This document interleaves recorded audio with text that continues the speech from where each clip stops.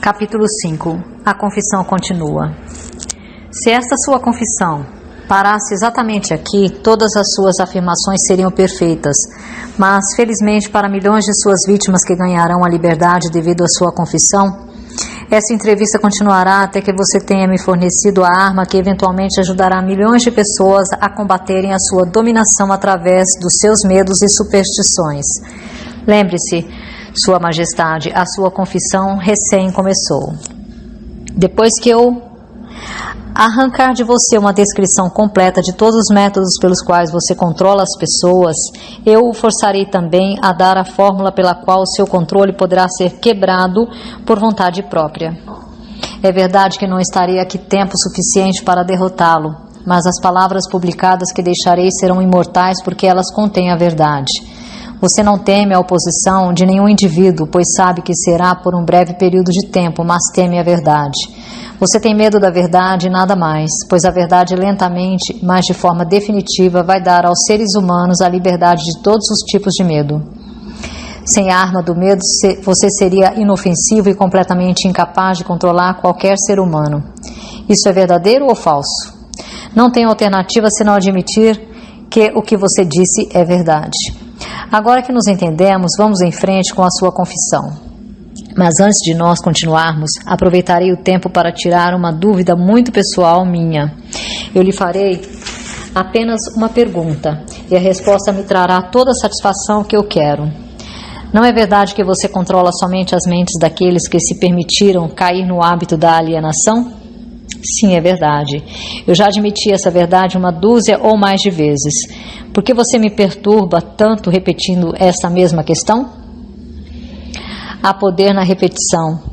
Eu estou forçando você a repetir os pontos principais da sua confissão de muitos modos diferentes e tantos quantos possíveis, de tal forma que as suas vítimas possam ler essa entrevista e determinar a sua profundidade pelas suas próprias experiências com você.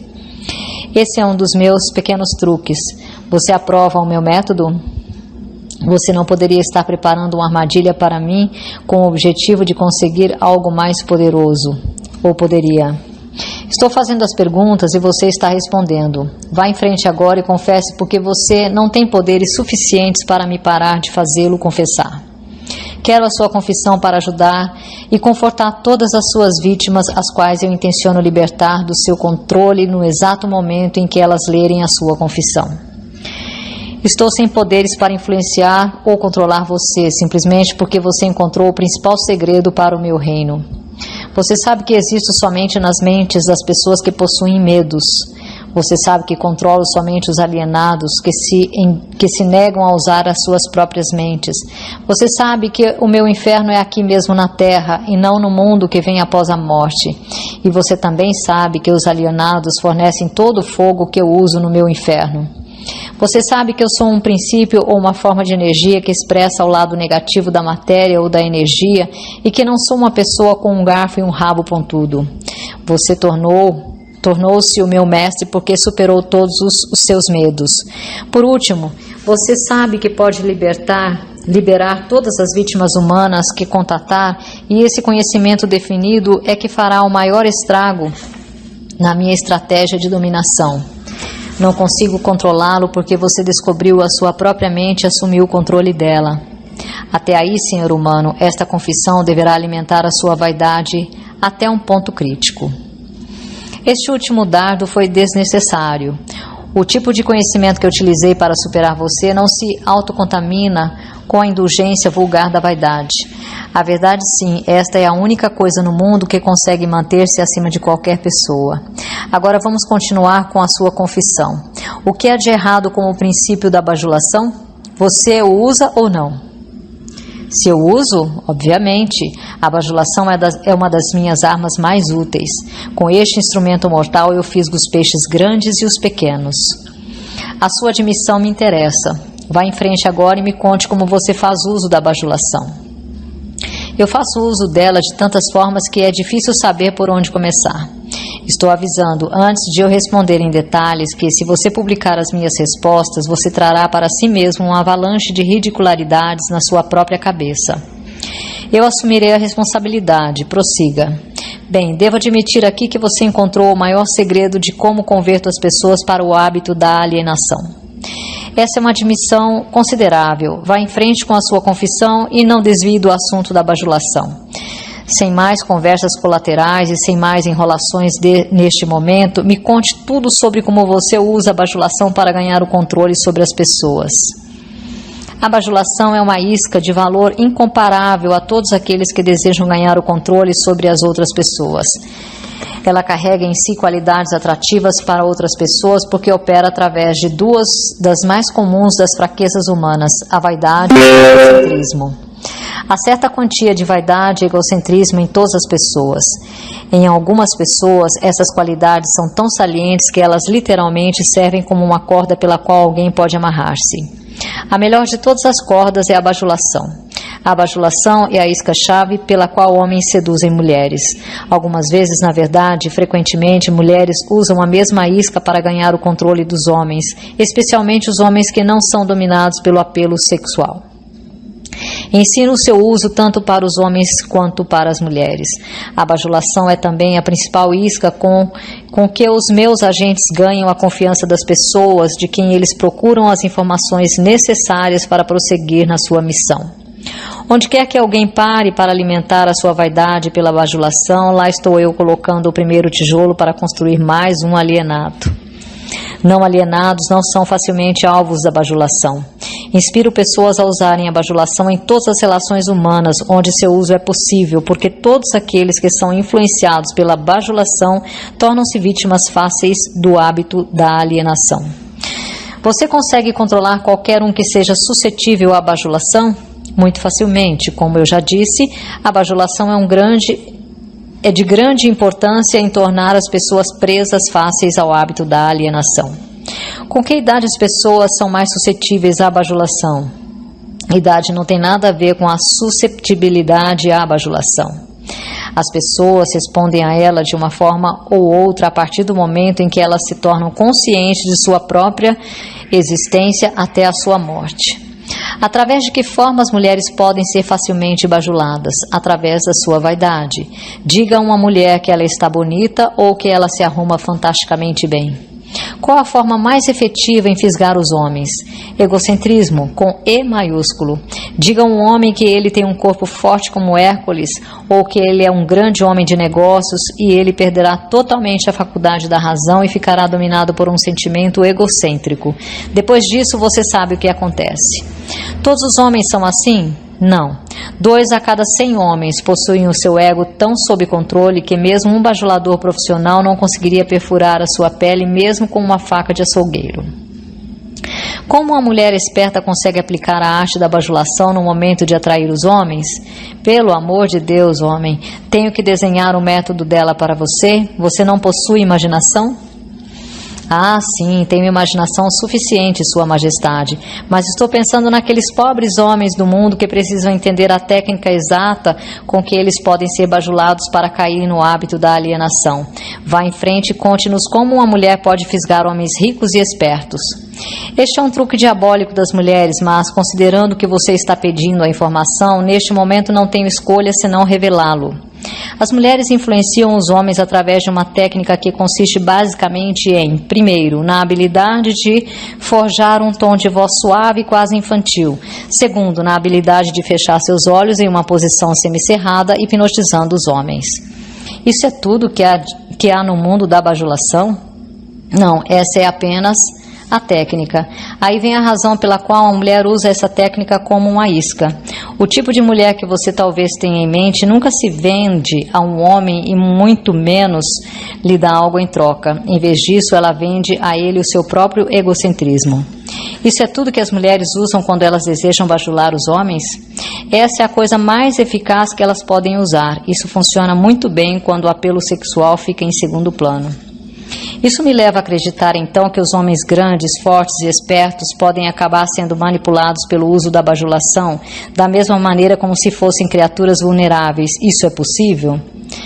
Se isso é possível, isso está acontecendo exatamente agora, neste minuto. Além disso, ao menos que eles sejam não alienados, quanto mais sedentos eles vêm, tanto mais forte a sua queda, quanto uma bajuladora profissional usa a sua tática com eles. Conte mais alguns dos seus truques com os quais você faz com que as pessoas se alienem na vida. Um dos meus mais efetivos instrumentos é o fracasso. A maioria das pessoas começa a se alienar tão logo elas encontram a adversidade. Raramente uma a cada 10.000 permanecerá tentando após fracassar 2 ou 3 vezes. Então o seu negócio induzir as pessoas a fracassarem sempre que você pode? Isso está correto? Sim, está correto. O fracasso acaba com o moral, destrói a autoconfiança, liquida com entusiasmo, enfraquece a imaginação e afasta qualquer tipo de propósito definido. Sem essas qualidades, ninguém consegue permanentemente manter o sucesso em qualquer empreitada.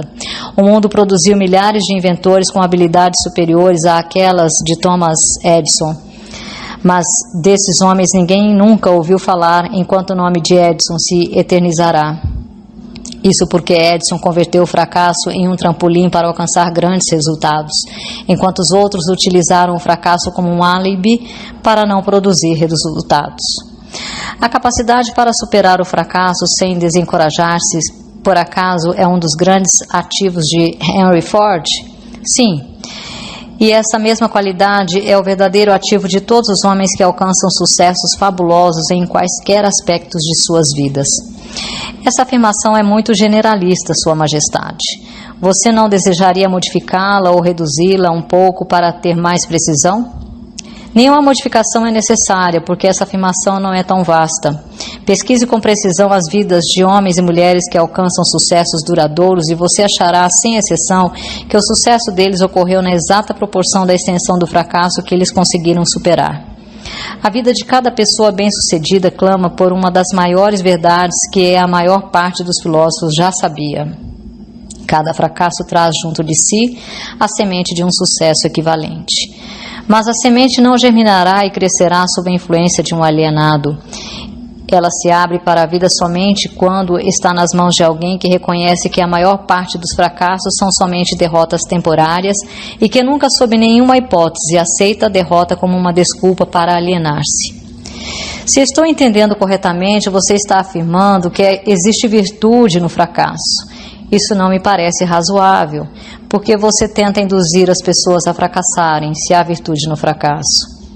Não há inconsistência nas minhas afirmações. O que parece ser inconsistência, na verdade, é a sua falta de entendimento. O fracasso é uma virtude somente quando ele não leva uma pessoa a desistir de tentar e começar a alienar-se. Induzo tantas pessoas quantas eu posso a fracassarem e tantas vezes quantas posso pela simples razão de que, raramente, 1 em cada 10.000 permanecerá tentando após cair 2 ou 3 vezes. Não estou preocupado com os poucos que convertem os fracassos em alavancas para o sucesso porque, de qualquer forma, eles pertencem à minha oposição. Eles são não alienados e por isso estão fora do meu alcance. A sua explicação clareia o assunto. Agora vá em frente e me conte alguns de seus outros truques através dos quais você induz as pessoas a se alienarem. Outro dos meus mais efetivos truques é conhecido para você como propaganda. Esse é um instrumento de maior valor para mim ao fazer com que as pessoas matem umas às outras sob o disfarce da guerra. A esperteza desse truque consiste basicamente pela sutileza com a qual eu o uso. Misturo propaganda com notícias do mundo. Ensino isso em escolas públicas ou privadas. Vejo que a propaganda sempre acha o seu caminho no púlpito. Coloco cor nos filmes animados com ela. Faço com que ela entre em cada casa onde tenha um rádio ligado. Faço com que ela esteja nos quadros negros, jornais e programas de rádio. Eu a espalho em todos os lugares onde as pessoas trabalham e fazem negócios. Uso a propaganda para encher as salas dos tribunais, das varas de família, principalmente quando se trata de divórcio. Também faço com que a propaganda sirva para destruir os negócios e a indústria. Na verdade, a propaganda é o meu principal instrumento para iniciar as corridas aos bancos. Meus propagandistas cobrem o mundo de forma tão eficaz e tão completa que consigo iniciar epidemias de doenças, incitar os líderes para a guerra ou fazer com que os negócios entrem em pânico sem ninguém saber por que nem onde começou. Se você consegue fazer tudo o que você diz conseguir fazer com a propaganda, não é difícil de imaginar porque temos tantas guerras e crises econômicas. Dê-me uma descrição simples do que você quer dizer com o termo propaganda. Apenas diga o que é e como ela trabalha. Desejo saber particularmente como você faz com que as pessoas se alienem através do uso deste instrumento diabólico. Propaganda é qualquer instrumento, plano ou método pelo qual as pessoas podem ser influenciadas sem saber que estão sendo influenciadas, ou até mesmo a fonte dessa influência. Propaganda é usada nos negócios com o principal objetivo de desencorajar a concorrência. Empregadores a usam para ganhar vantagem sobre seus empregados. Os empregados retalham usando a propaganda para ganhar vantagem sobre os seus empregadores.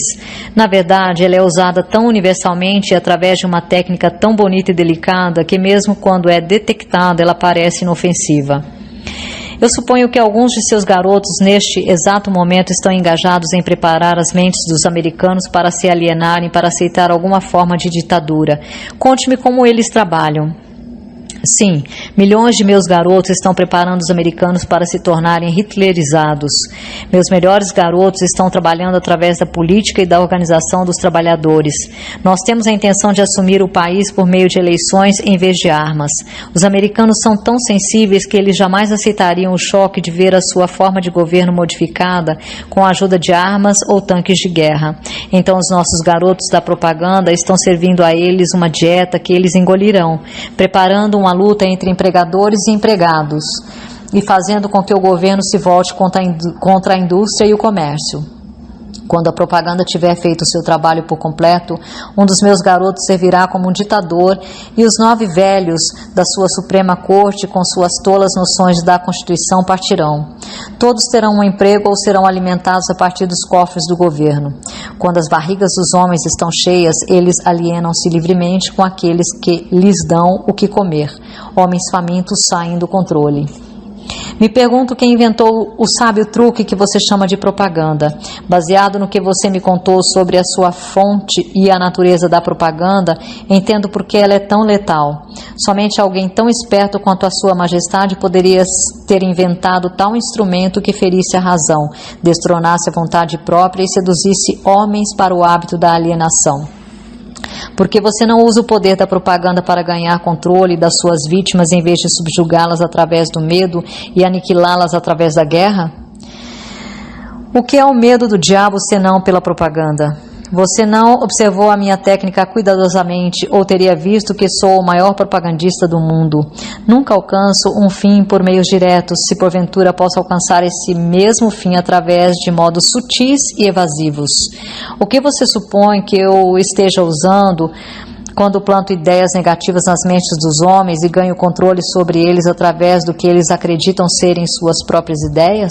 Como você chamaria isso a não ser a mais sábia de todas as formas de propaganda? Por certo, você não vai me contar que destrói as pessoas com sua própria ajuda sem elas notarem o que você está fazendo? Isso é exatamente o que desejo que você entenda. Além disso, mostrarei a você exatamente como esse truque é realizado. Agora nós vamos chegando a algum lugar. Como exatamente você converte seres humanos em propagandistas e os seduz a se autoaprisionarem? Conte-me essa história com todos os detalhes sórdidos. Essa é a parte mais importante da sua confissão e estou muito ansioso em ganhar o controle do seu segredo. Ao mesmo tempo, não posso culpá-lo por tentar me enrolar nessa resposta, porque ambos sabemos que ela fará com que milhões de vítimas inocentes do seu controle passem a pensar e, consequentemente, fiquem fora do seu alcance. Você também sabe que a sua resposta protegerá outros incontáveis milhões de seres humanos que ainda não nasceram. As suas deduções estão corretas. Essa parte da minha confissão me fará mais estragos do que todo o resto que eu farei. Para entender o seu problema de uma maneira melhor, podemos dizer que essa parte da sua confissão salvará milhões de pessoas do seu controle. Tudo o que eu posso dizer é que você me colocou numa situação infernal. Agora você deve saber como milhões de suas vítimas se sentem. Vamos em frente. Faço a minha primeira entrada na mente de um indivíduo subornando-o. O que você usa como suborno? Uso muitas coisas, todas essas coisas prazerosas que os indivíduos cobiçam. Uso o mesmo tipo de propinas que indivíduos usam quando subornam um ao outro, isto é, uso como suborno as coisas que a maioria das pessoas quer. Minhas melhores propinas são amor, sexo, ganância pelo dinheiro, desejo obsessivo em ganhar alguma coisa por nada, jogos de azar, vaidade nas mulheres e egocentrismo nos homens, desejo de ser mestres dos outros, desejo por tóxicos e narcóticos, desejo pela autoexpressão através de palavras e atos, desejo de imitar outros, desejo pela perpetuação da vida após a morte, desejo de ser um herói ou uma heroína, desejo por alimento físico. Essa é uma lista muito interessante de subornos, Sua Majestade. Você usa outros? Sim, muitos outros, mas esses são meus favoritos. Através da combinação de alguns deles, consigo entrar na mente de qualquer ser humano, independentemente da idade, e consigo permanecer em possessão da sua mente até a sua morte. Isso significa que esses subornos são as chaves pelas quais você consegue silenciosamente destrancar a porta de entrada de qualquer mente que você escolher? É exatamente isso que eu quero dizer, e é exatamente isso que eu posso fazer. O que acontece quando você entra na mente de uma pessoa que ainda não está no hábito da alienação, mas pertence à classe dos 98% dos seres humanos que são alienados em potencial? Trabalho imediatamente para ocupar o máximo que eu conseguir da mente dessa pessoa. Se a maior fraqueza desse indivíduo é o desejo por dinheiro, começo a jogar moedas na frente dele, claro, falando em sentido figurado. Intensifico o seu desejo e o induzo a perseguir o dinheiro com todas as suas forças. Então, quando ele chega perto do momento de abocanhar o dinheiro, eu simplesmente tiro-o da sua frente. Esse é um velho truque meu. Depois desse truque ter sido repetido algumas vezes, o pobre infeliz desiste e se entrega. Aí então eu tomo conta de um pouco mais de espaço da sua mente e acabo por preenchê-lo com o medo da pobreza. Esse é um dos melhores preenchedores de mente que eu tenho. Sim, admito que o seu método é muito inteligente, mas o que acontece se a vítima por acaso enganar você e conseguir pôr as suas mãos em um monte de dinheiro? Você não consegue preencher a sua mente com o medo da pobreza? Consegue? Não, não consigo. Ocupo o espaço preenchendo a sua mente com alguma coisa que sirva ao meu objetivo da mesma maneira. Se a minha vítima conseguir alcançar e for bem sucedida no seu desejo por dinheiro, muito dinheiro, começo a induzi-la com todas as coisas que ela pode comprar com dinheiro. Por exemplo, faço com que ela consuma alimentos altamente calóricos. Isso reduz a sua capacidade de pensamento, coloca o seu coração em risco e começa um caminho para a alienação. Aí então, além disso, faço com que ela tenha indisposições estomacais e intestinais devido à grande quantidade de comida que ela está ingerindo. E isso também diminui a sua capacidade de pensamento, sem falar na pouca disposição para a vida. Mas e se a vítima não é um glutão? A quais outros vícios você pode induzi-la para levá-la ao hábito da alienação?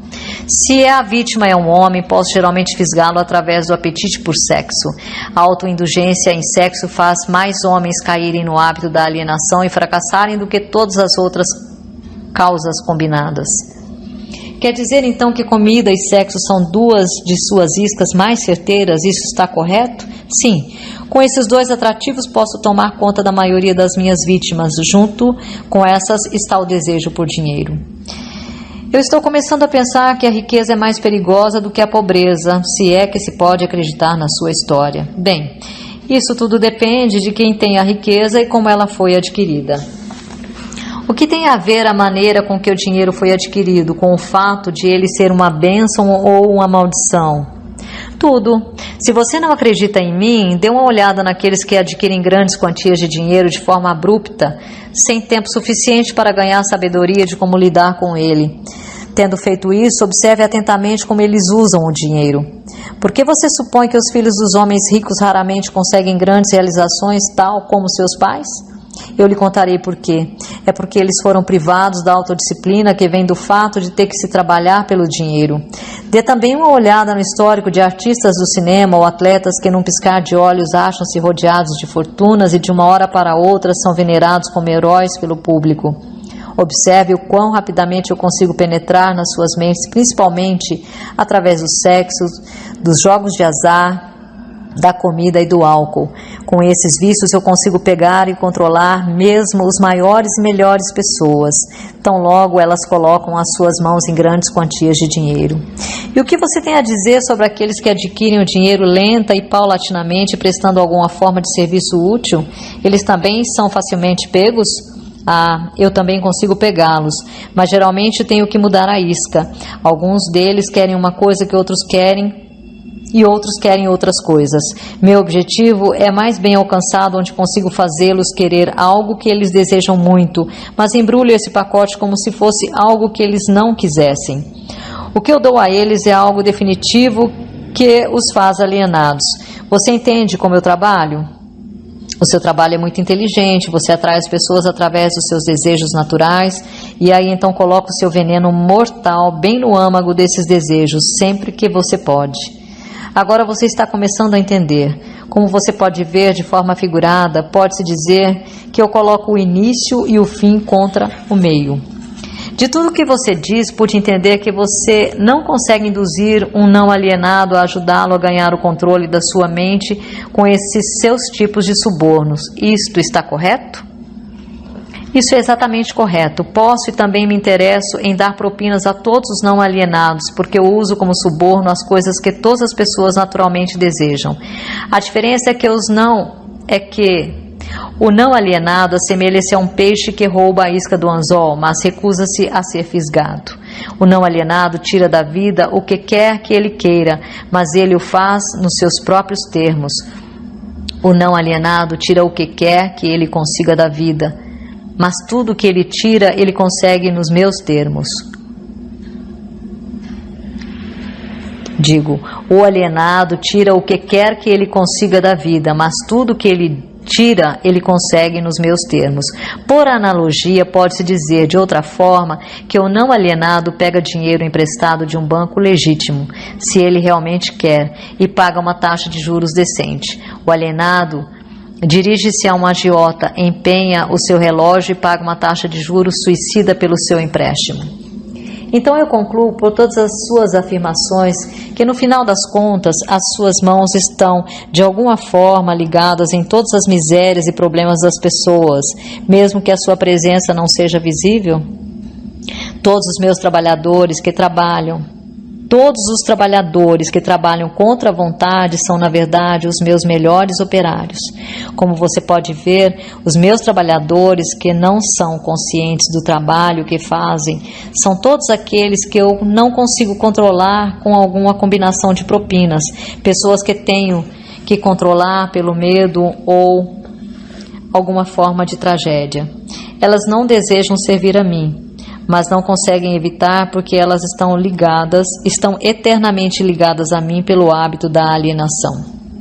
Agora estou começando a entender melhor a sua técnica. Você suborna suas vítimas através dos seus desejos naturais e as leva a se alienarem se elas responderem aos seus atrativos. Se elas se recusarem a responder, você planta a semente do medo nas suas mentes ou prepara armadilhas para elas com algum tipo de infortúnio, atando-as enquanto elas estão no auge da depressão. Esse é o seu método? É exatamente assim que eu trabalho. Muito esperto, você não acha? Quem você prefere que sirva como seu propagandista? Os jovens ou os velhos? Os jovens, é claro, porque eles podem ser influenciados pela grande maioria dos meus atrativos muito mais facilmente que as pessoas com mais idade, que já possuem um julgamento mais maduro. Além disso, eles vão permanecer mais tempo a meu serviço no planeta. Sua Majestade me deu uma clara descrição do que é a alienação. Agora me diga, o que deve ser feito para assegurar-se contra o hábito da alienação? Eu quero uma fórmula completa que qualquer um possa usar. A proteção contra a alienação encontra-se facilmente dentro de cada ser humano que possui um corpo normal e uma mente afiada. A autodefesa pode ser aplicada através destes simples métodos. Pense por si mesmo em todas as ocasiões. Pelo fato de que os seres humanos não é dado o controle completo sobre nada, pensar os seus próprios pensamentos é algo muito significativo. Decida definitivamente o que você quer da vida. Então crie um plano de ação para alcançá-lo e esteja disposto a sacrificar tudo ou mais, se necessário, antes de aceitar uma derrota permanente. Analise as derrotas temporárias, não importando de qual natureza ou causa, e extraia dessa derrota a semente de uma vantagem equivalente. Esteja disposto a prestar um serviço útil equivalente ao valor de todas as coisas materiais que você demanda da vida. E não esqueça que você deve prestar o serviço primeiro para depois receber o valor equivalente. Reconheça que o seu cérebro é um aparelho receptor que pode ser sintonizado para receber comunicações da Central Universal de Inteligência Infinita para ajudá-lo a transformar os seus desejos no equivalente físico. Reconheça que o seu grande ativo é o tempo. É a única coisa, com exceção do poder do pensamento, que você também tem nas mãos.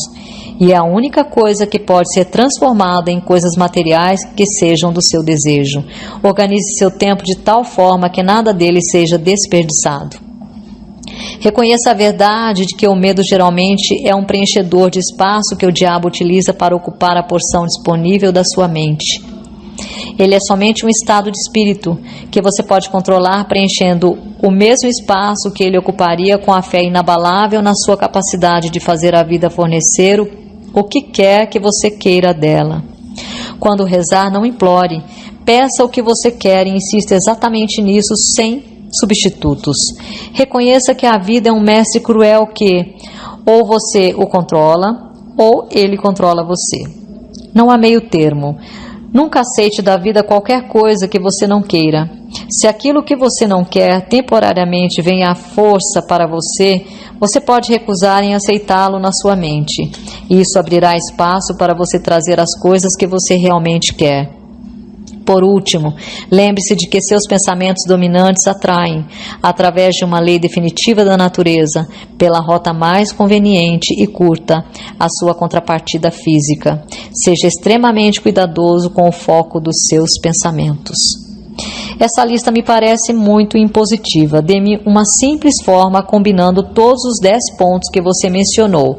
Se você tivesse que combinar todos os 10 pontos em somente um, qual deles seria? Seja definido em tudo o que você fizer e nunca deixe pensamentos não acabados na mente. Forme o hábito de alcançar decisões definidas em todos os assuntos e áreas de sua vida. Pode o hábito da alienação ser quebrado? Ou ele se torna permanente uma vez tendo sido formado?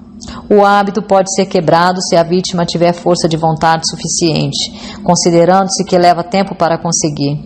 Existe um ponto de ruptura em que o hábito nunca mais pode ser quebrado. Além desse ponto, a vítima torna-se minha. Ele se parece com uma mosca que foi pega numa teia de aranha. Ela pode lutar, mas não consegue desvencilhar-se. Cada movimento que ela faz a torna mais enredada. A teia na qual enredo as minhas vítimas permanentemente, na verdade, é uma lei da natureza que ainda não foi nem entendida, nem estudada pelos homens da ciência.